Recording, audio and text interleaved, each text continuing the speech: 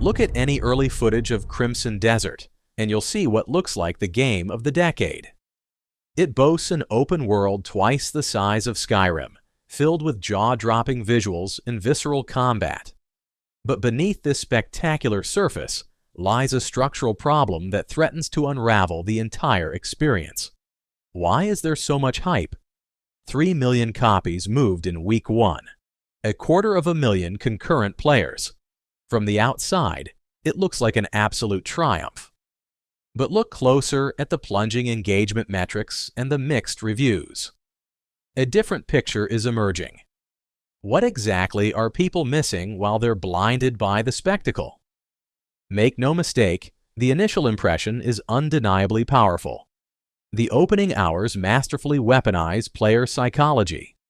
By stripping away the yellow paint of modern design, Pearl Abyss grants you an immediate sense of freedom. It masks the structural rigidity, making every discovery feel like a personal achievement rather than a scripted event.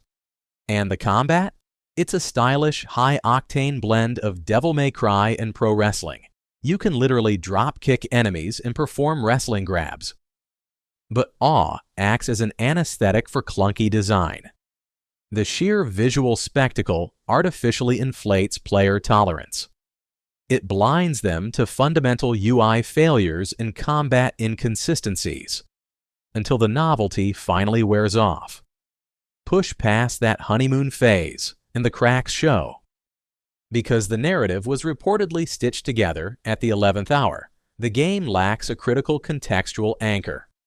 Quests are stripped of emotional weight, leaving you with isolated MMO-style fetch tasks that can't sustain a 100-hour campaign.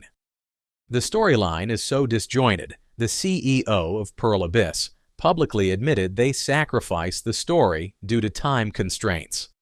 The game doesn't just get boring, it betrays its single-player pacing by importing the friction of a live service MMO. By introducing real-world wait timers to gate your progress, it forcefully pivots an immersive adventure into a mechanical grind. These aren't immediate red flags. They are delayed problems. This is the front-loaded illusion. The game wins the player before revealing its limits. Internal leaks describe a corporate culture of toxic positivity, where management crammed in features from other games just because they looked cool. This creates a patchwork experience. Mechanics mimic successful AAA titles, but because they operate in isolation, the player eventually realizes they are interacting with a beautiful, mile-wide facade that is only an inch deep.